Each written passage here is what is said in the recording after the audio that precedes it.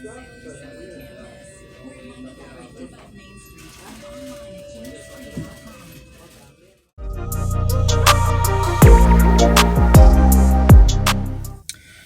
guys, welcome to another Candidly L.J.C.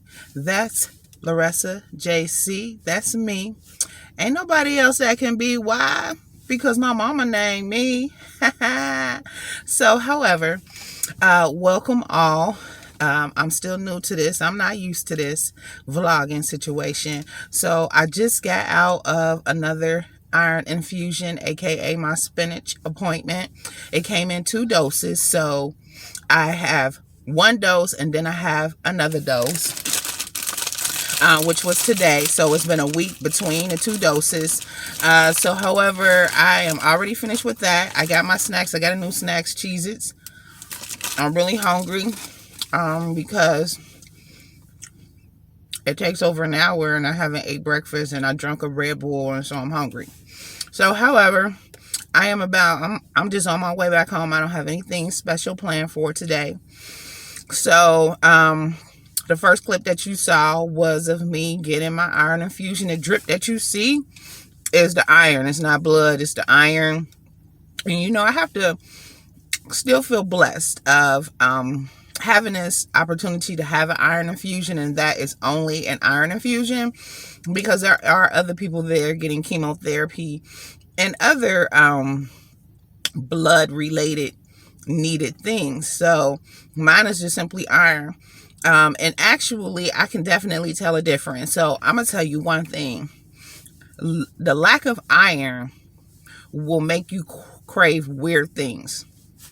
For me, it was ice. Ice, ice, ice. Life is ice, right? But since I've had this iron infusion, I have not really had a huge craving for ice. And that just blows my mind, because I've been eating ice like non-stop for like a good 2 to 3 years straight. My doctor also told me that it can make you crave dirt if you have low iron, but I don't crave dirt. So you won't see me on what is that called? Strange Addictions. However, I'm about to roll out. I'm about to go get me something to eat, and I'm gonna head back home. It's still fairly early, so I have some time to work on some things, waist beaded related things, or business related things. So I will see you when I get adjusted back at the house. All right.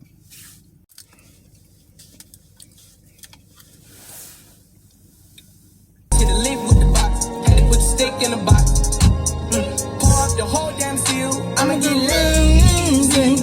Bitch, if I get the wrong energy, yeah, they know I put a hoe out. I love her or not, protect my. I had broke dreams. Outfit was the match of a vaccine. I was, yeah, I love her, he rest her in up. She made that love pussy. All right, guys. So I am home now, and I am sitting at my creation station where the magic happens. And I am working on some bracelets.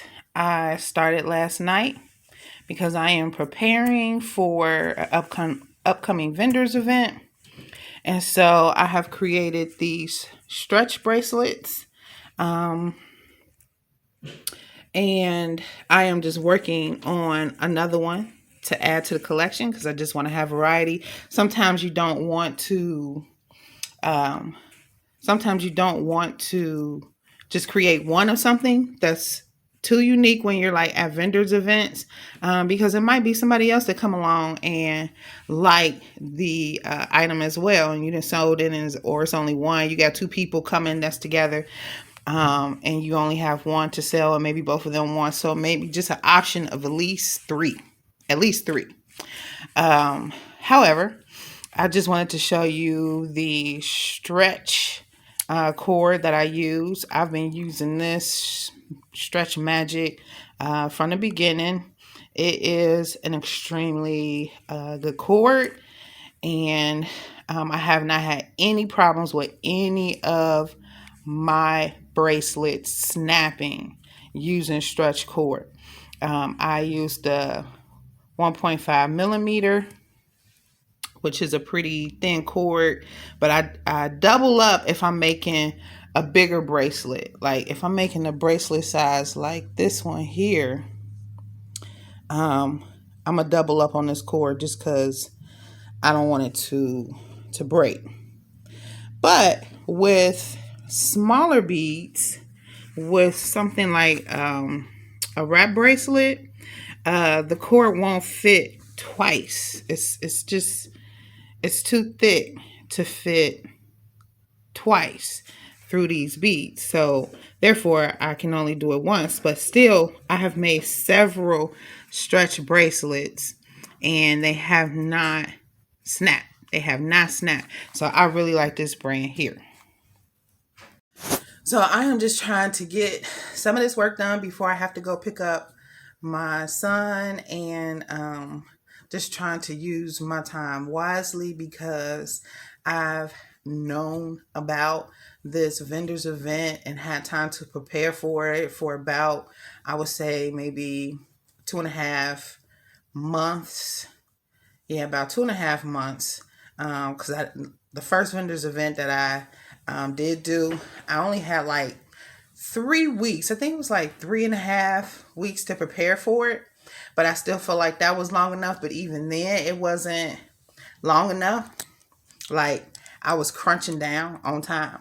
So I've had more time to establish a game plan in my head and how I want to approach the vendors event. But something that I am working on is just procrastination of some things. So some things I have to manage my time a little bit more wiser. Of course, it's more entertaining and engaging for me to just constantly create jewelry, beadwork, waist beads, and bead bracelets is basically what I do, as opposed to doing some of the more fine-tuned things to help your business maybe run a little smoother.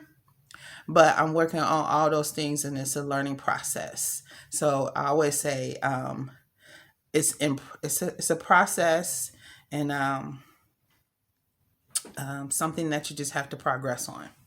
So I am going to just show you a little bit of how I'm going to create this stretch bracelet, just because I got to get it done, and it's just what I'm doing now, and maybe some of you might be interested in it. Okay.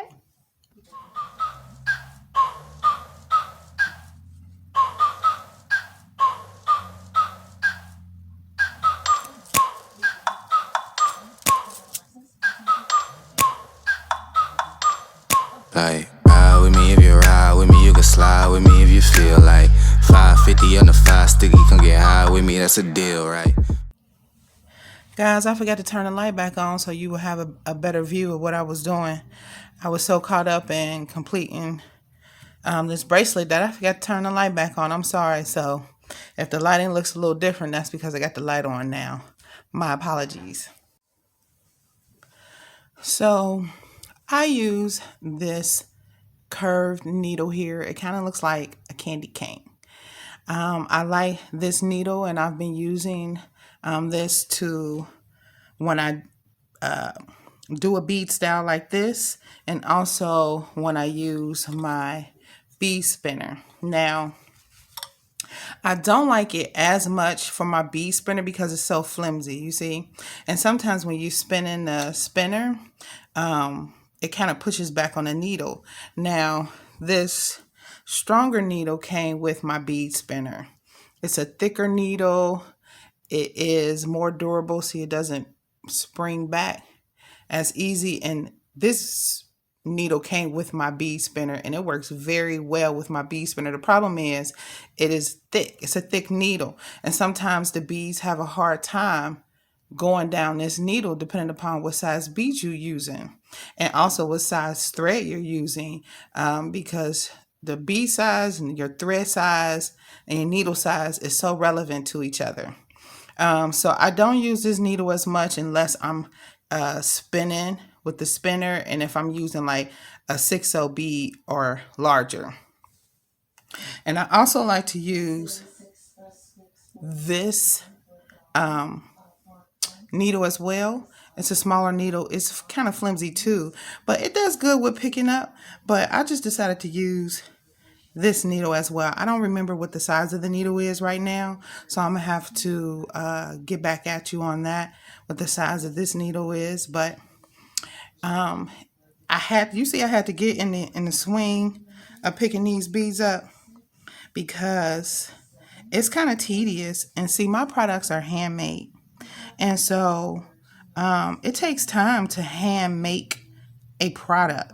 It takes time, it takes care, it takes a passion to do what you enjoy doing when you're making this. You have to come up with the idea. I had to use this rubber glove here because sometimes these beads is hard to pull down. So this glove gives me grip. And so I probably need to get like one of those silicone things that you can put on your fingertips. I've never really looked for one, but that will do.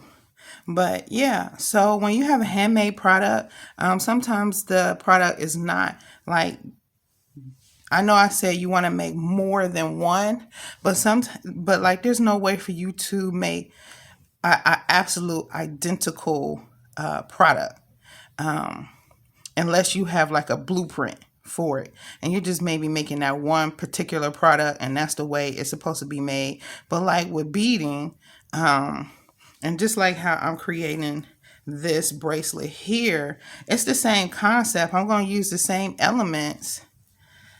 Child, I got my thing hooked up there. I'm going to use the same elements like the charms and the beads and the type of cord that I use. However, I'm not going to necessarily string them the same, but I mean, it's not going to be that identifiable when you look at it. Both of them, clearly they look like they're the same product. But, with a handmade product, it's not going to be exactly alike. And see, that's what makes your item unique when you decide to purchase any handmade product. But that's what makes your item unique to you when you're buying handmade, when you're buying from a handmade business. Their products are very unique. And that's why a lot of people like to buy from small businesses, because you're not going to find like a saturated product that you always see somebody have. When you are creating, it's like an art. And so, if you see artwork, what is it going to be? If you see more than one of the same artwork, a lot of times it's like what they call it, a replica. But handmade items, they're so unique. So that's why I do enjoy creating with my hands. I do. It's just like what I know how to do. I don't know. I'm just a person who likes to create. I like art. I like the medium of photography. I like writing. And, obviously, I also like beading. It was something that I discovered that I didn't know that I like, but I found the need for it. And because I wanted to make myself some waist beads. And so, in the process of creating waist beads for myself, I realized that I like to do this on a full-time basis. So, I just kind of be wanting to share that with you because, you can turn your passion into a business, if that's something that you want to do.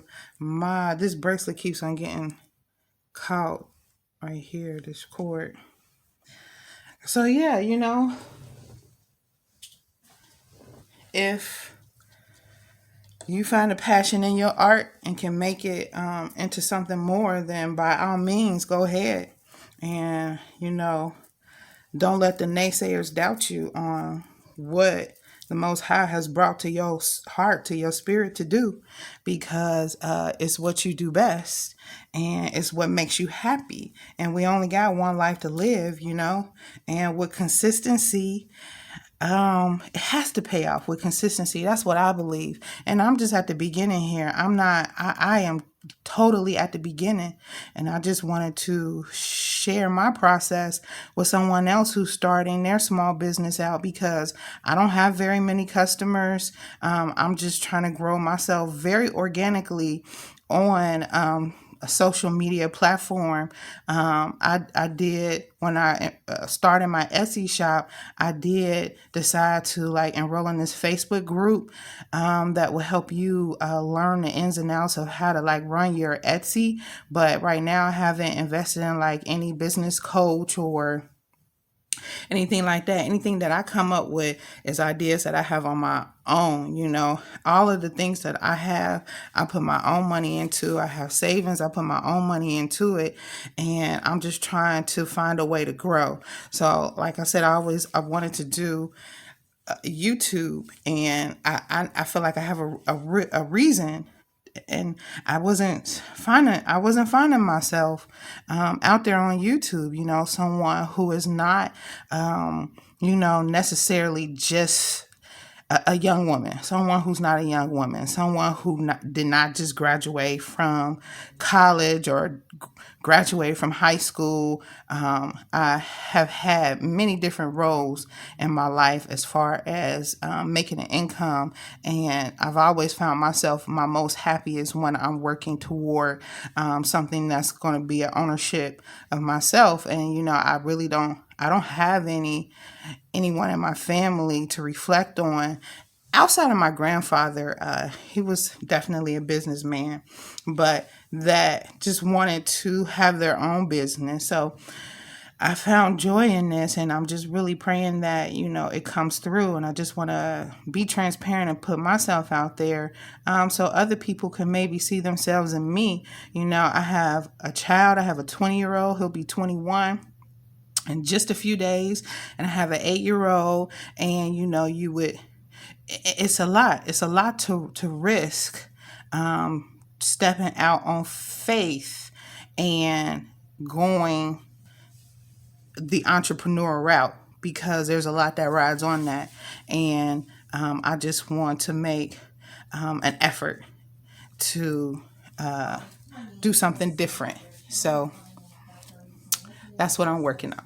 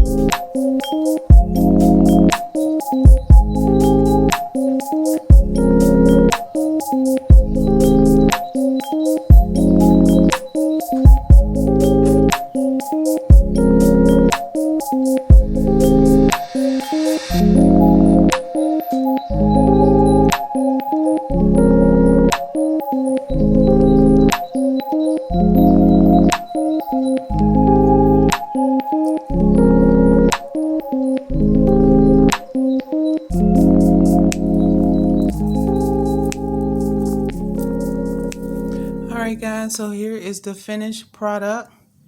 I like it. I wanted to use orange. Really, I wanted to use these beads right here in a wrap bracelet because I really like these beads. So, and I love orange, and we're moving into spring, and it has essence of gold and pink and yellow. Like, there's so many colors in these beads when they hit the light. I made some waist beads with these particular beads as well, but and this bracelet would go great with the waist beads I made with this bracelet. Hold up, let me show you. Hold up. Okay, these waist beads right here. I think this bracelet will go so great with these waist beads because of the similar elements. But I hope you enjoyed watching me make this. It's a stretch wrap bracelet that I will be selling on.